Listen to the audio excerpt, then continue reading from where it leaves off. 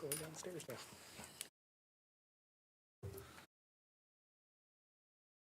afternoon. It's 4:30 p.m. on Tuesday, February 1st, 2022. Time to call the City Council meeting of the City of New Ulm to order. Item number 1, consent agenda. Councilors, what are your wishes? I'll offer a motion to approve. Second.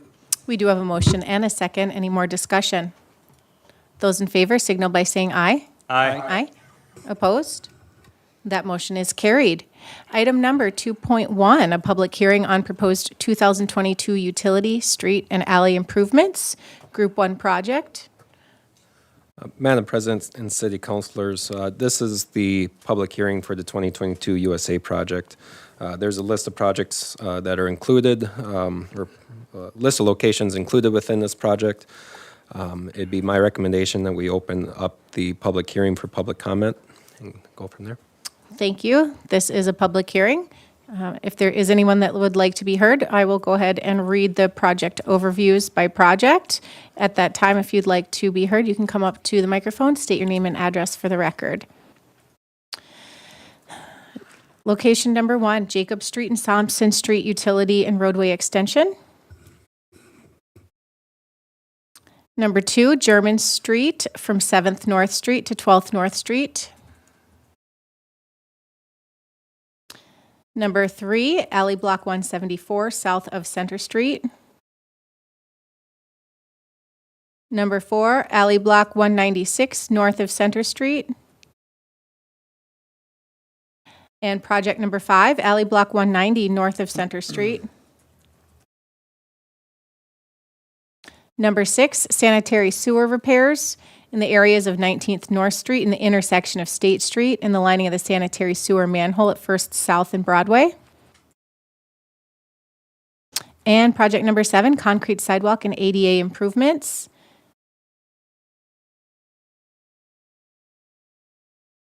Would anyone care to be heard?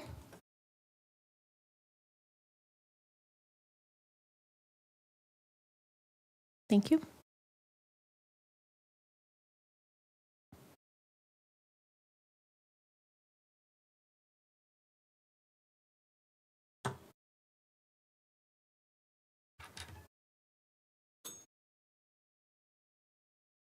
Nobody wants to be heard on the matter? I'm going to offer the resolution, waive the reading, close the public hearing, ordering in the 2022 Utility Street and Alley Improvements Group 1 project, and authorize the preparation of plans and specifications. Second. And one question, okay, for the city engineer, any written comments or phone calls? No, there were no written comments or phone calls in my office. Okay, thank you. Second. Thank you. We do have a motion and a second. Any more discussion?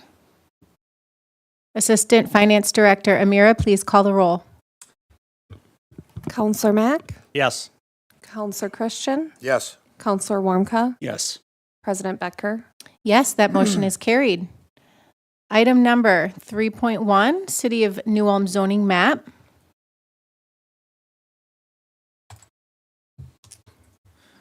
Good evening, Council President, Councilors. Give me 1 second here to pull up a couple maps for you all.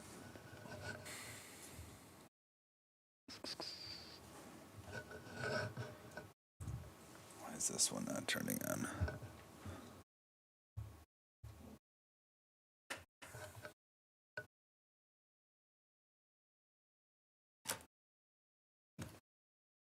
One's not turning on. I don't think that TV's on, Joey.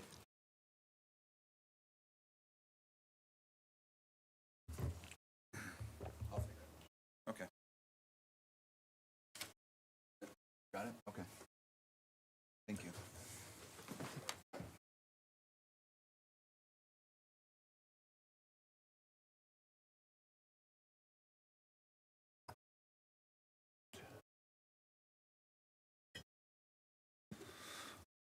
All right. So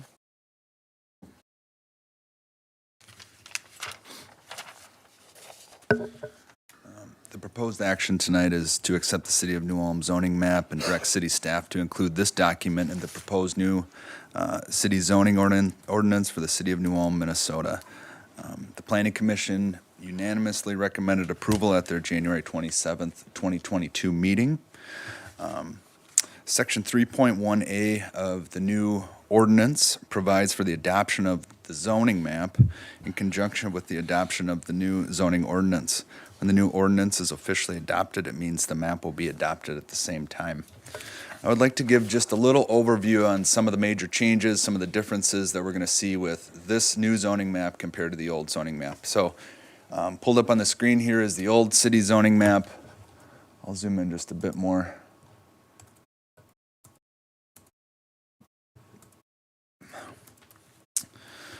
So the city zoning ordinance is technically two parts. There is the ordinance text, and then there is the zoning map. Okay, so this would be part number 2, the zoning map. The map represents the various zoning districts that are described in the text of the city zoning ordinance. The map is to be kept current with any changes that are made to the zoning district or zoning district boundaries. And the zoning districts are typically divided along roadways, public alleys. In some cases, they are divided or follow a property line, but those are more rare. Kind of the major differences that we're going to see here are in the old zoning map, there were 9 zoning districts. There were 3 residential districts, 3 commercial districts, 2 industrial districts, and 1 agricultural district. In the new zoning ordinance, there are actually 21 zoning districts, 8 residential, 4 commercial, 3 industrial, 6 special purpose, and 1 agricultural. Now, in the new zoning ordinance, the special purpose zoning districts, those 6 new districts, are entirely new to the city's zoning regulations. So that adds a large chunk to the total number of districts. Some of the major changes that you'll see, and I'm going to pull up the new map here. Actually, I'm going to change the order just a little bit.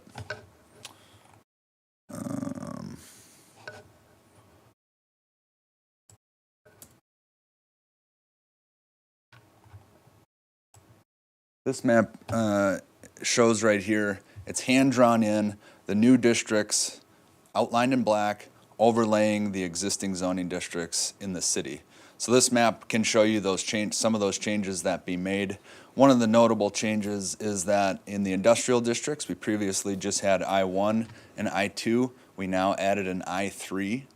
Those I-3 districts would account for a lot of the storage buildings that we have in town, since we have large areas of that. They also would allow for some very light industrial uses in that district. You'll also notice that we added another additional commercial district. So it is the B3 district, and that is specifically for retail. And again, that is retail that are along major roadways, so where there's going to be vehicle traffic in and out.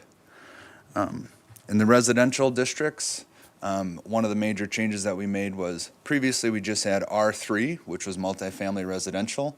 We now have an R3 and an R4. R3 allows up to 8 units per acre, and that R4 now is going to be 9+ units per acre. So we made a change there.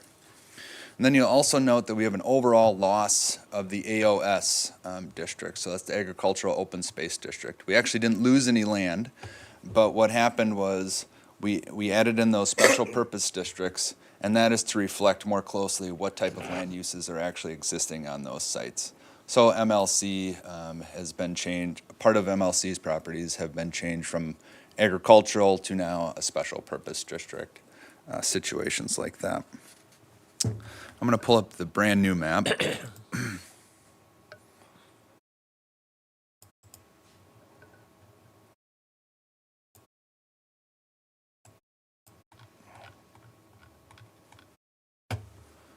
So the color schemes that we used in these zoning maps are typical color schemes for zoning that are used across the country. Residential districts are typically in the yellow hues, commercial districts are typically in the reds, and then industrial typically in the blues.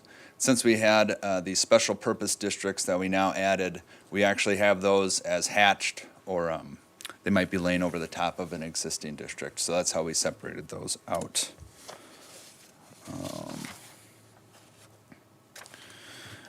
There was a public hearing notice that was published on January 15th, 2022 in the New Ulm Journal. To date, we haven't received any comments on the zoning map.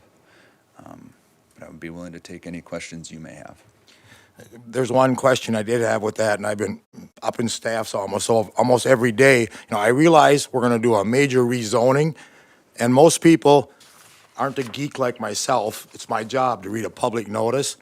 Some of these rezoned districts, people don't have a clue we're doing that. I wish there was a way to notify them. Like down in my district, there's some major changes, I-2 and I-3, that are taking place. And those people aren't going to know it until they come up to City Hall. I want to use my building for this. What do you mean you rezoned it? I think the general public knows what I mean. People don't read the legals. They don't know that we're going to be to do a major rezoning map and what's happening. That's one thing I wish we could get out to the general public, these property owners. We're rezoning, and on some of these properties, it's going to have a major impact. I know I've been talking with staff on, the big one to me is this I-2 to I-3. Out of that, what people call Quonset Alley or Pole Barn Alley, right now it's in an I-2 zone. It can be used for multi-purpose. A lot of different types of facilities can go down there. I went through the whole I-1, I-2, I-3 district. I wasn't that happy taking away almost 30 uses of that property. Staff knows what I'm talking about. We're taking away like 30 uses. Now your building can only be used for this. One I did ask them to put back in, there's a lot of businesses down there now. Yes, they'll be able to continue using it, but it's a great area for like contractors' businesses, heating facilities, plumbing shops. We got a candy shop down there, gutter businesses down there. In the future, if Mr. Smith wants to sell his property in I-2, it can only be used for what we say. No more I-2 businesses can go in there. That was one I had a long discussion with staff. I'm going to request that at least the contracting and office go back into that I-3. So if a small businessman wants to buy a metal building, run a business out of it, if we don't put that back in, you can't do that anymore. And I know a lot of those owners are not going to be aware of it. They're not going to read the legal. They're not listening tonight. They're not coming to City Hall till I sold my property. What do you mean I can't do this? That's the one request that I want to make a change, or I'm going to request a change, not make the change. Sure, and if the council has those requests as we do the public hearing for the first reading for the city zoning ordinance and wants to make those changes can be made. Just one comment on the I-3 zoning district. One of the things, one of our intents was with changing some of those districts from I-2 to I-3 is a lot of times those districts or those areas that we rezoned or are proposing to rezone are directly across the street from a residential use or district. And the purpose was that we don't have heavy industrial uses potentially happening right across the street. Now, I understand that there are some uses that would fit very well right across the street from a residential district, and if the council so wishes to add those into the ordinance, that's something to consider. I mean, and I also warned staff, I was going to bring this up. Soon we're going to be doing another comprehensive study. If you go back to our old comprehensive study, some of these areas that Mr. Nisley's talking about, where they're across from an I zone, we're supposed to do something with that residential zone. It doesn't belong there. I just wanted to make that note that we're making a change, but technically, 2007, we should have been to work to change that, do something else. Sure. Our comprehensive plan, and I believe the new one's going to show the same thing. That's why I was uncomfortable with, we're changing it for these residents, but our comp plan says do something with the residential area located smack dab in the middle of an I-1, I-2. Is it I-3 also now? Yeah, I-1 and I-2. I'd like to just chime in a little bit. Dave, when we were discussing the zoning map and, how to get the public out, we had some conversations, about perhaps educating the realtors, sending out some newer information to them. Also, maybe submitting it into the utility bill for the future, as a way to, as an avenue to get the, that the property owner that's receiving the utility bill will know changes in those capacities. So, it didn't go unnoted, but, you know, it's getting harder and harder to get the communication out. Another thought was to put it on our Facebook page, maybe with the city staff and website, but. I do feel the local media has done a good job of keeping it in front of people's eyes and very aware of this. I mean, the Journal has done a great job of keeping this on the front page of the paper, these changes that are coming. So, I mean, people that should be aware. I'm going to agree to with look into it. Counselor Warmka that this should not be taking anybody by surprise, and that, you know, if you know people that you think will be affected, give them a phone call, you know, get that word out there. But there is still personal responsibility that falls on owners of the business. I agree. The Journal's been doing a good job. Maybe we can do something on the Facebook page, maybe getting something out in the utility bill. But, you know, we're just gonna, I think we need to continue to move through this process and take the feedback from counselors, from residents, from business owners, and use it as we go. But I mean, I would agree, there's concerns on both sides, but we can't just be the hand holder. There needs to be personal responsibility from those business owners as well. And I'm sure that'll be in the paper tomorrow too. I agree with the council president, but when you're taking something away from a property owner, that's a Right. different story. It is, but are we taking away any of the uses that they currently have? Or are we just preventing them from certain things that they might want to do in the future? It would be into the future, so Right. those businesses that may be operating out of those storage sheds currently would be In compliance or? well, Right. they'd be allowed but Right. a non-conforming use. So they wouldn't Right. be able to expand in that site per se, or be permitted to expand on that site per se. But in the future, if they're a new business that were not allowed, it would not allow them in that district. Potentially, and it's only if it's on the list of non-acceptable business types, correct? Yeah. Right. So right now, if you have, you know, and there are some offices and things that are across from those residential areas that we are talking about. And I know we can go back to '07 and, you know, look at that, but, you know, we're here right now, and this is going to be, you know, I think how it should go for the future. I trust the time and the efforts that were put in, so I don't know, what am I missing? Dave Schnurbeck, Community Development Director. One thing I would note is that I think the I-3 areas that we have identified are built out. So it's not like we have vacant property and we're taking away people's right to somehow use that property. It's being used. I think most of those properties are pretty, a lot of them are saturated with buildings, so I don't see, you know, this being a major issue. And also in the time that I've been here, those buildings their use has been pretty consistent. So I don't, you know, see, you know, a significant change that, you know, is going to take place in the future, and that somehow this is going to be a problem. If it is a problem, we come back and we can change the ordinance. I mean, that's one Well, of the and you nice said things something about updating the map as well. So, I mean, would that be something that would potentially serve as an update to the map if there's a special circumstance, or how does that work? That's up to the city council, but Sure. the map, just like the text of the zoning ordinance, can be amended following a public hearing and then council action. So it's not set in stone. It can be changed, modified.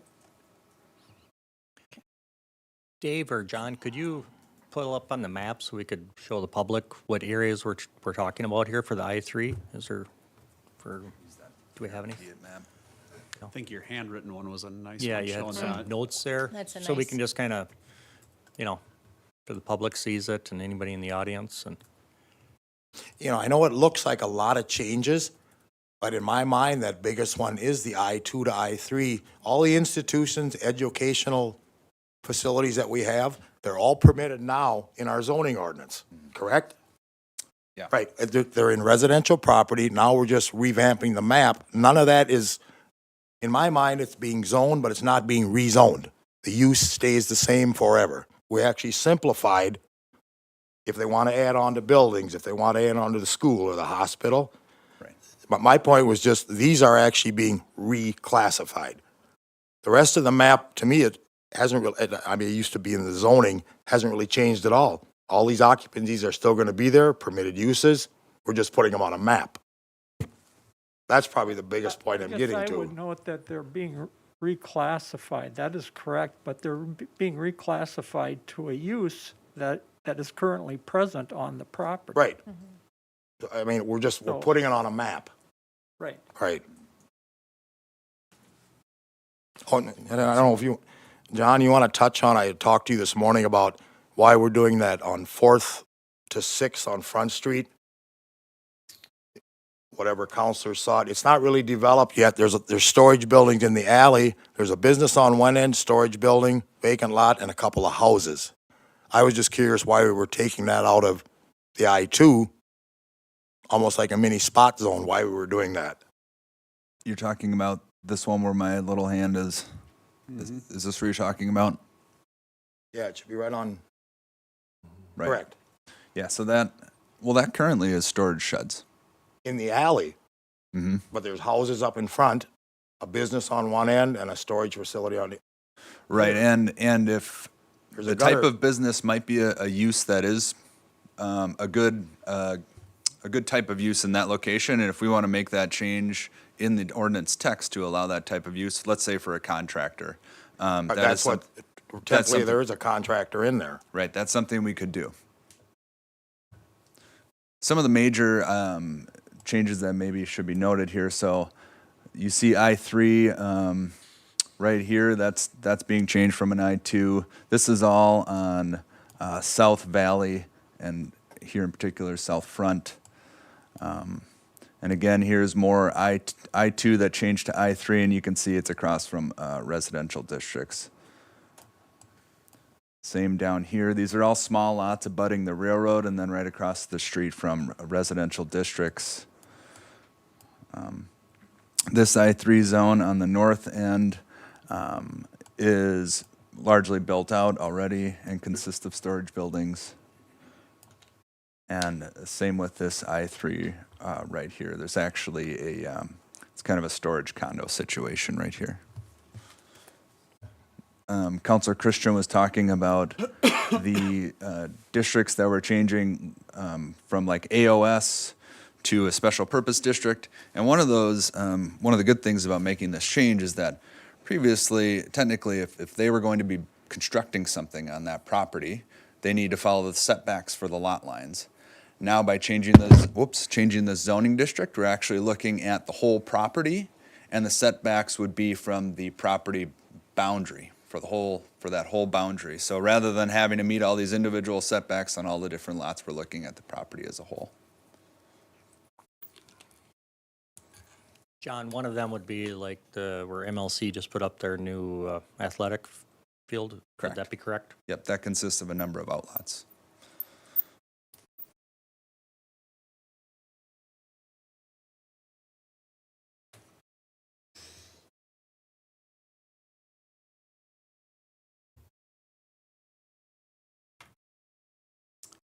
I think from the planning commission, we went through this with a fine tooth comb. We spent about 2 hours on it on a work session about a week ago again on it. And Councilor Christian did attend the meeting also and work through it, but One other thing I would note is that the action that you're being asked to take this afternoon is just with the zoning map.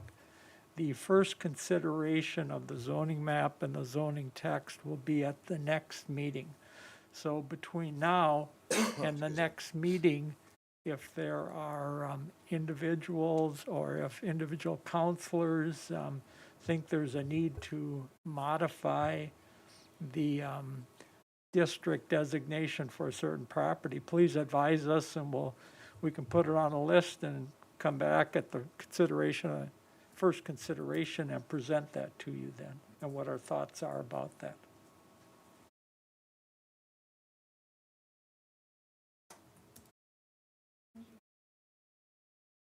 well, I'm going to offer a motion to accept the City of New Ulm zoning map and direct city staff to include this document in the proposed new zoning ordinance of the City of New Ulm, Minnesota. Second. We do have a motion and a second. Any additional discussion? Those in favor signal by saying aye. Aye.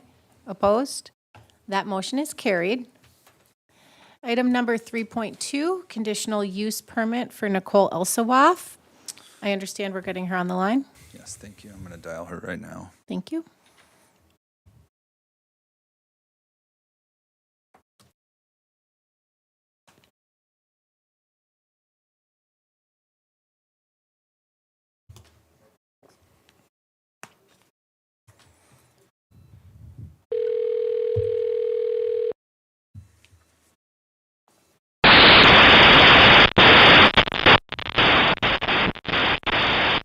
That didn't work out so well.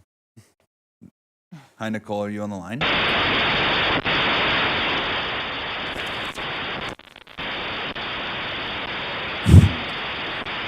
Let me try that over.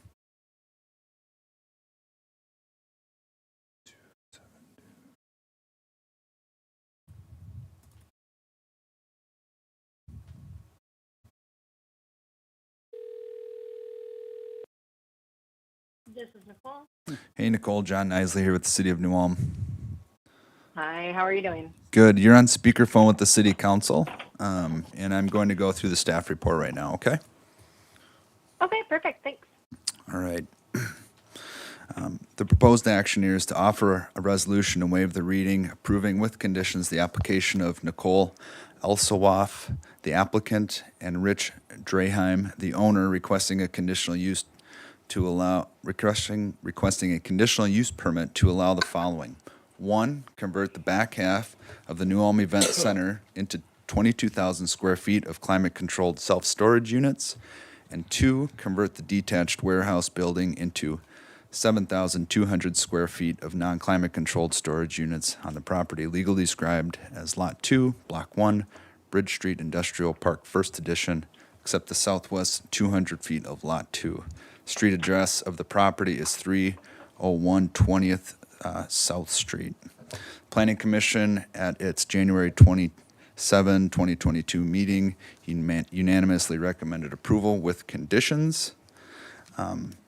So just a little bit of background. The proposed plan is to keep the front half of the current event center to maintain that as an event center, and then to take the back half of that building and install 106 self-storage units, and that would be on 2 floors. These would be the climate-controlled units.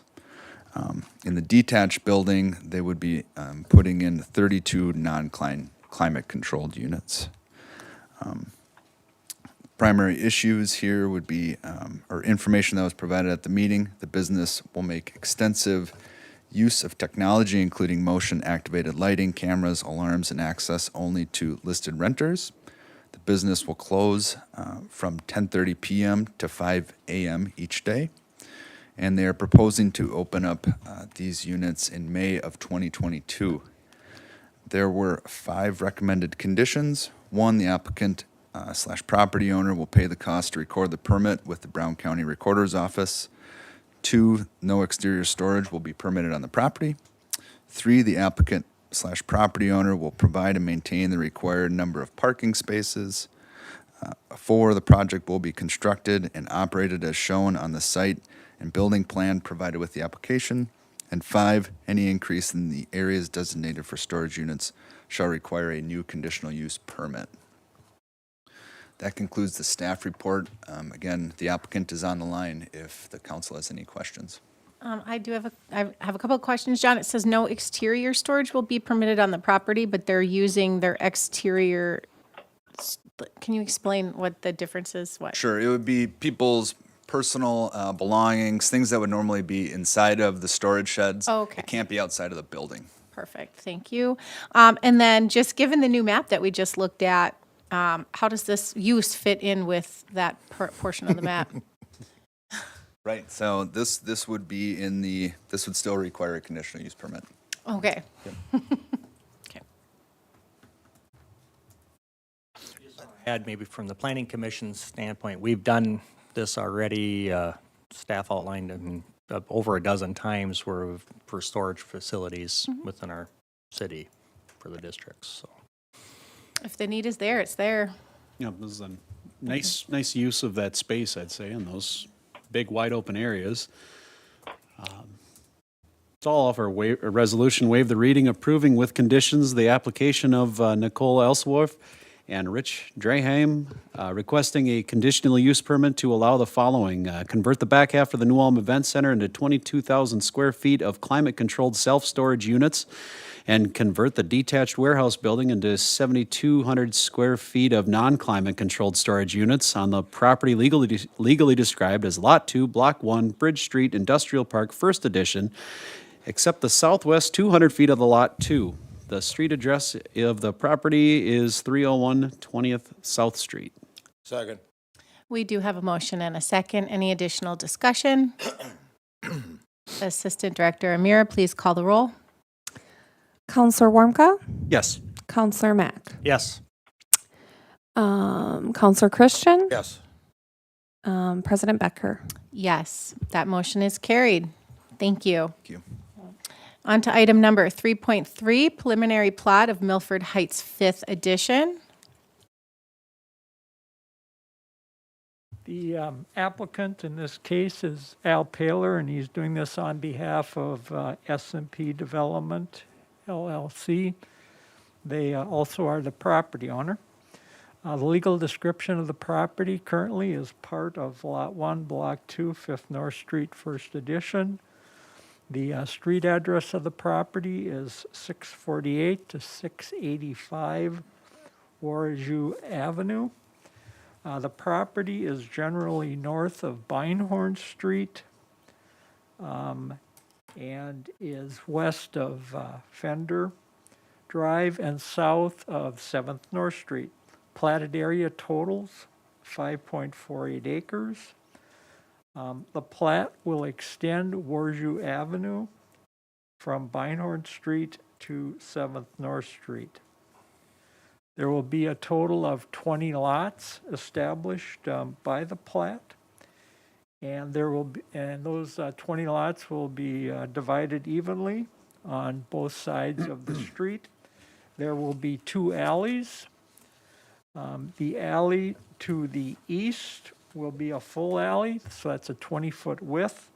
And that will be the extension of an existing alley that's already in place to the south.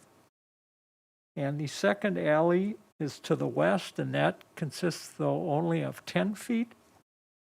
And that also is an extension of an existing alley located to the south.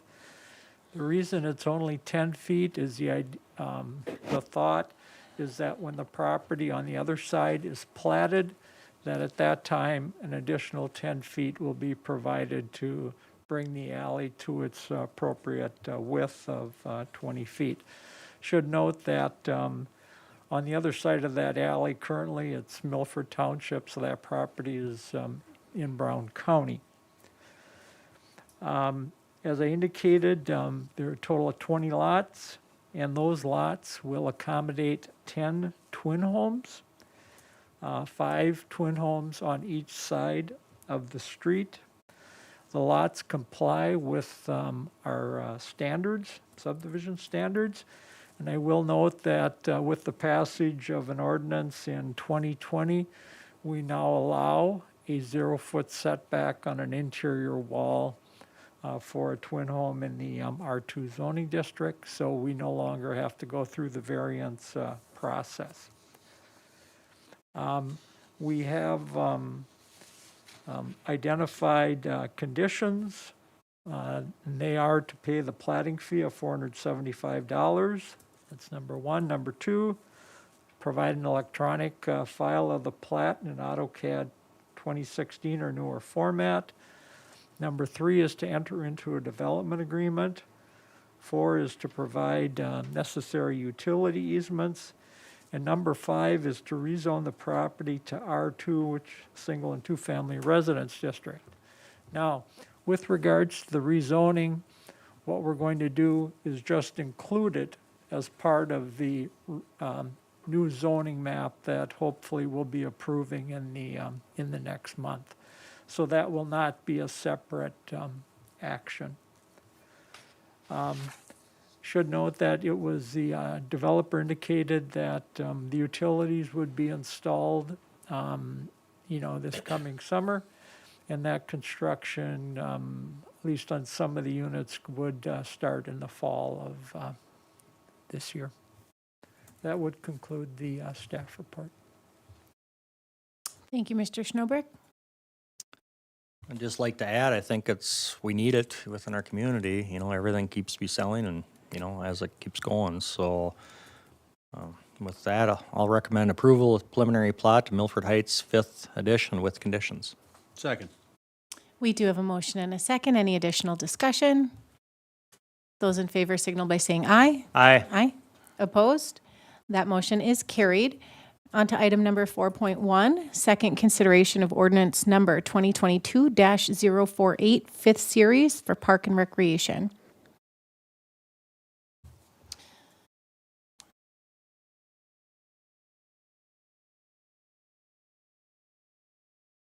This is a second consideration of ordinance number 2022-048, fifth series, amending section 3.22 of the City Code of the City of New Ulm relative to the Park and Rec Commission.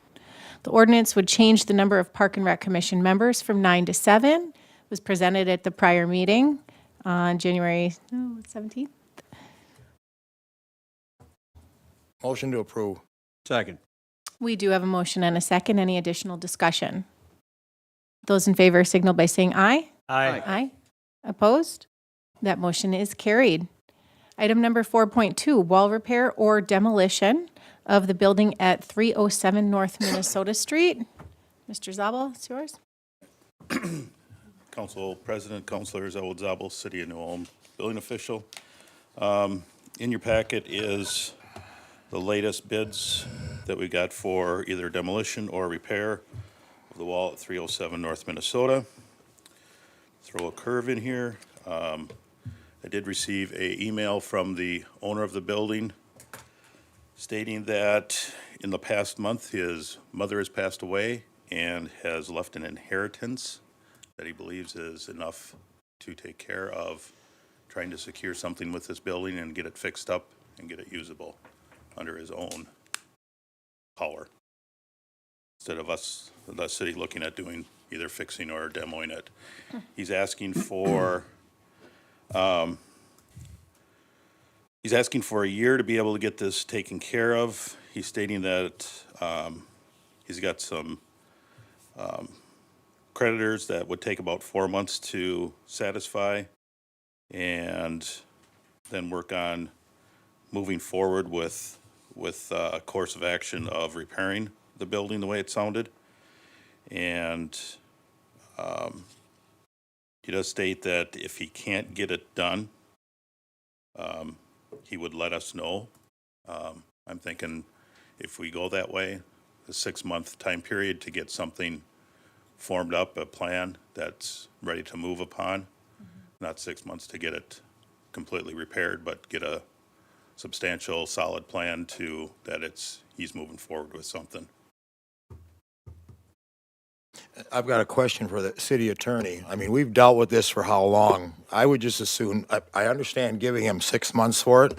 I just as soon have council make the decision. If in 6 months we don't see any action at all, we either choose item A or item B.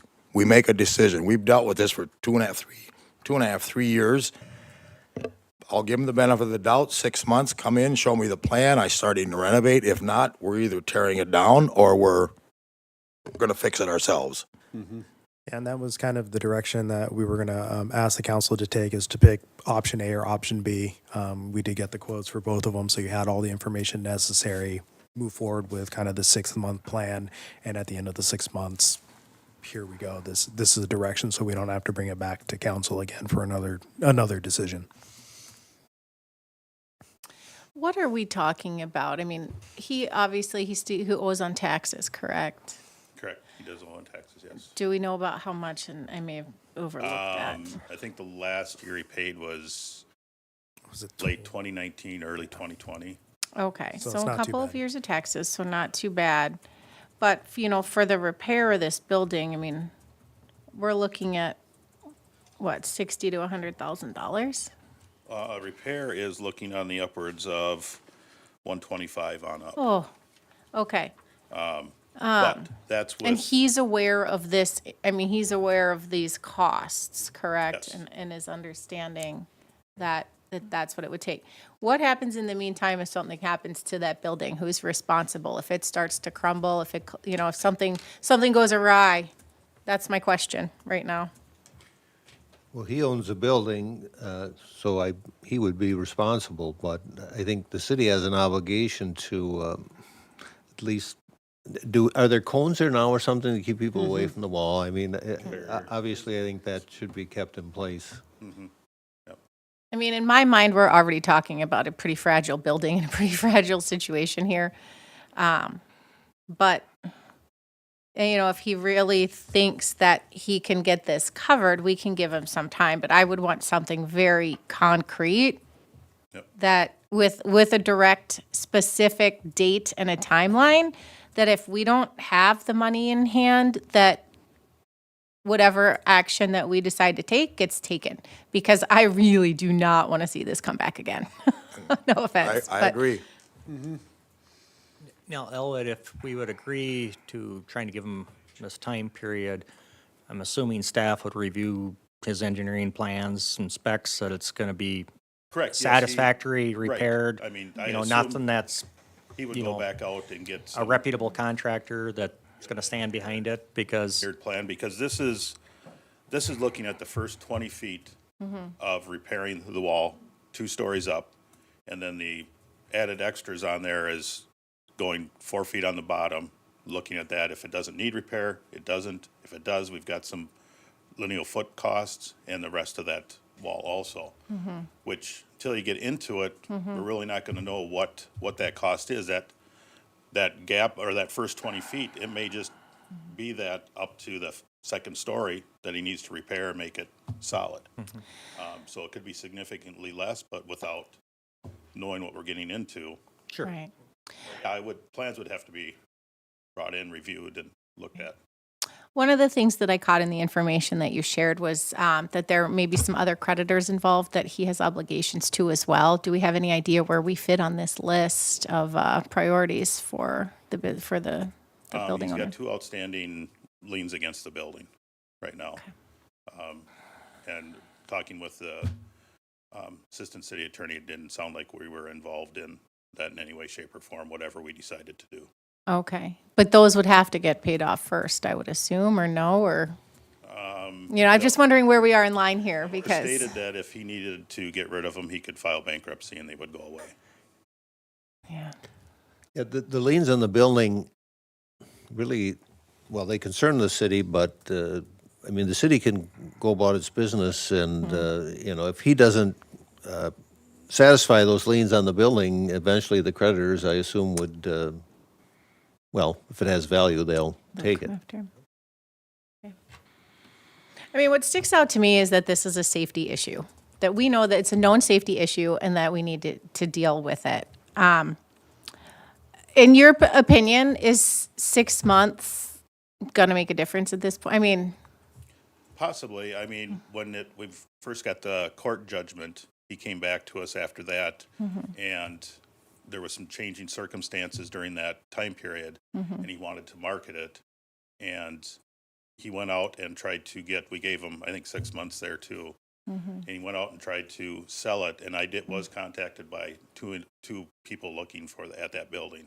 So he didn't do nothing about in that 6 month period. He was actively trying to market that building. So right. Well, as I mean, that's in his best interest to do that. Okay. Was one of the city's main problems is we just can't secure a contractor to fix the problem? I mean, because at one point that was decided that we were fixing We it. can do that tonight. We can give him Right. 6 months, order it demoed or order Right. it repaired. yeah, we can get either one of these contractors. But again, it's the known price is that first 20 feet, which is about 125,000. It's that once we get into it, how much more is it going to go? Kind of same with the demolition of it. We've got some hard figures on bringing it down, but once we open up and next against the journal wall, we don't know what's there for sure. Right. I guess I'd like to give him an opportunity for 6 months, and if he can't get it done, I'd like to put in my motion to demo it and be done with it. I'll second that. Correct. Can we get a specific date? I really want a specific date in this motion, if we First can. meeting in August? Well, we're first part of February, so 6 months, yeah, August. August 1st? Yeah, that's what you want. Council meeting in August. Yeah. Okay. And specifically, do we need to have all of the cash in hand and the job ready to be done? I mean, I just, No, this can't go. I don't want this coming back again. Am I correct, the city attorney, if we order this demoed August 1st, if we have nothing, we can order it demoed, correct? You can, but I think maybe the question is what he's going to satisfy the council as to, you know, what if he's done nothing or has he done something? I really want to have it all done. I mean, again, this is a safety issue to me. I don't want to keep pushing it out. I feel for the gentleman, and I feel like he's being honest, and he wants to, you know, do the right thing. And there's a lot of variables here with the inside of the building. Would it work maybe to give him 3 months to come up with this plan that he's gonna be able to get it done within the 6 month time period by August? Report back? Possibly? Well, he won't be able to get construction done in that 6 months. No, right? but submit a plan actually that Within he's, 3 months, submit a within- plan and work starts and if the work on or starts, before August 1st. correct. I mean, here's the thing, that like that now we're going to be past that 6 month time frame as well because of construction backups and different things. I'm open for recommendations. I know I can't I'll vote make to motion- tear it down tonight. I'll be public with that. I would. If a motion was I would made, I too. would. I would It's- too. We've dealt with this. I did like the A or B in 6 months. If he does not have a definitive plan set in stone, that wheels are in motion, Plan B is bulldoze. If he can't prove to us that he's making an effort, and more than just a CAD drawing,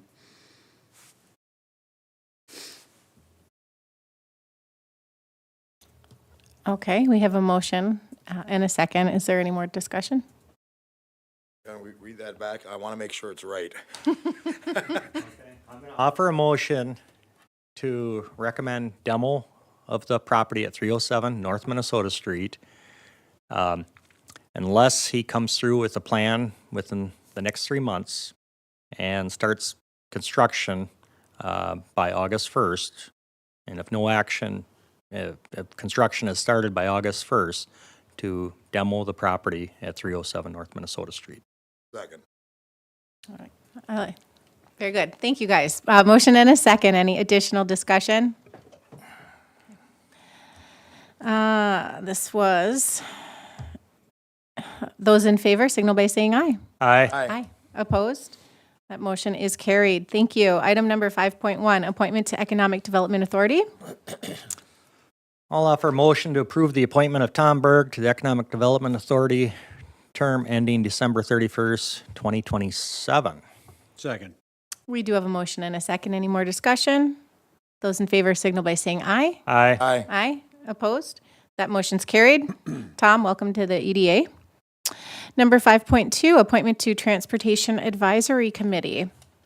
Council President, councilors, this is a new joint committee between the county and the city to discuss the new bus route, and I need one counselor to be on that committee.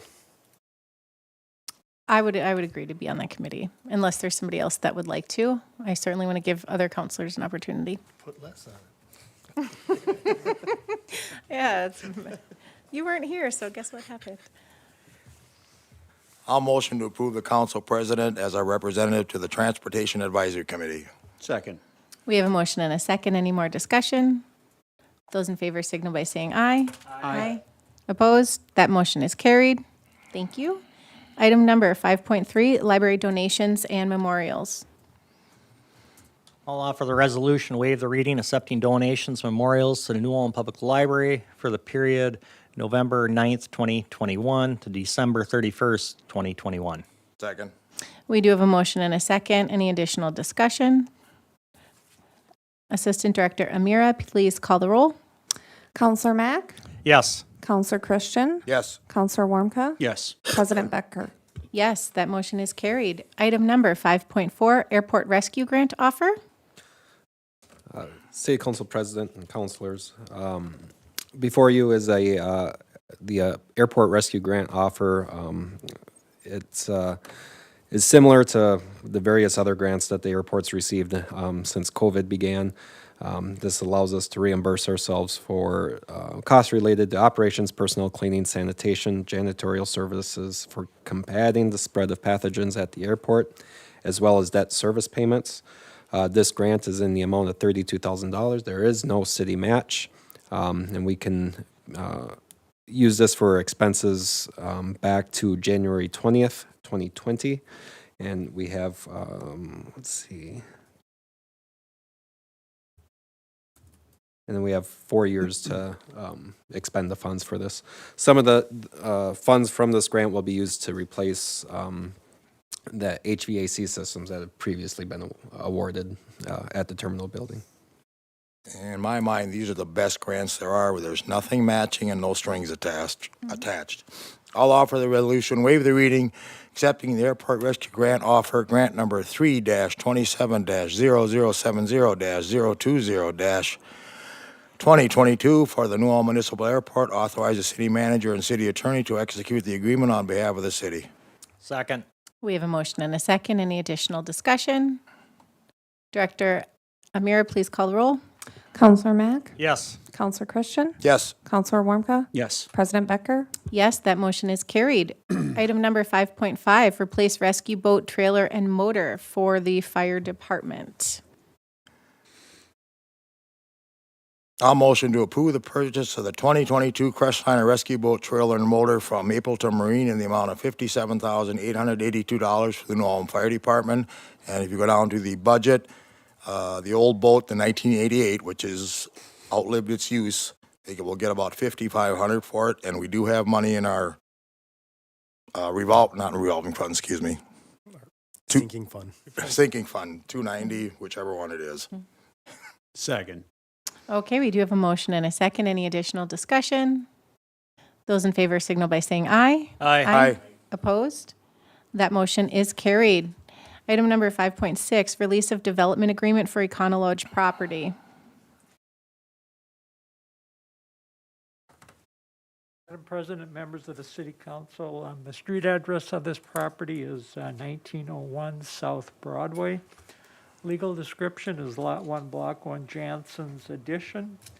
Back in 1988, the city established a tax increment financing district for this property, and it was to facilitate the construction of a then Super 8 hotel.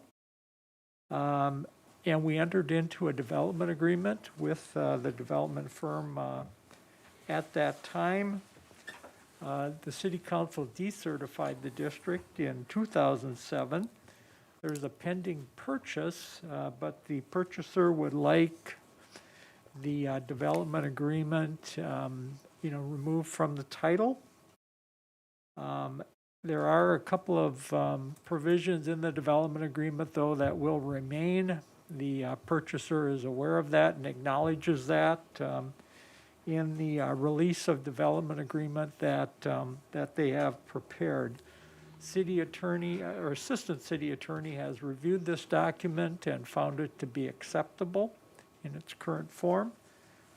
And so staff would recommend approval of this request. Thank you, Mr. Schnobrick.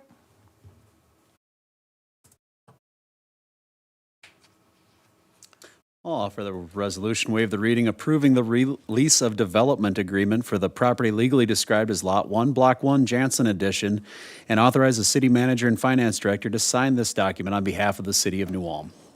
Second. We have a motion and a second. Any additional discussion? Assistant Director Amir, please call the roll. Counselor Mack? Yes. Counselor Christian? Yes. Counselor Warmka? Yes. President Becker? Yes, that motion is carried. Item number 5.7, 2022 Pay Equity Implementation Report. Thank you, Councilor President and Councilors, HR Director Shauna Boongarden. Every 3 years, we must submit the Pay Equity Implementation Report to the Minnesota Department of Management and Budget. This is to ensure the city has established equitable compensation for male and female job classifications. The initial report indicates that we have passed, and we do expect that we will be found in compliance. The pay equity rules just require that we get approval. Thank you. I'm going to authorize submission of the 2022 Pay Equity Implementation Report to the Minnesota Department of Management and Budget as required by Local Government Pay Equity Act. Second. We have a motion and a second. Any additional discussion? Those in favor signal by saying aye. Aye. Opposed? That motion is carried. Item number 6.1, Report of Claims Paid. Motion to accept the list of claims paid in the amount of $9,766,747.33. Second. We have a motion and a second. Any additional discussion? Those in favor signal by saying aye. Aye. Opposed? That motion is carried. With no additional business, this meeting is adjourned.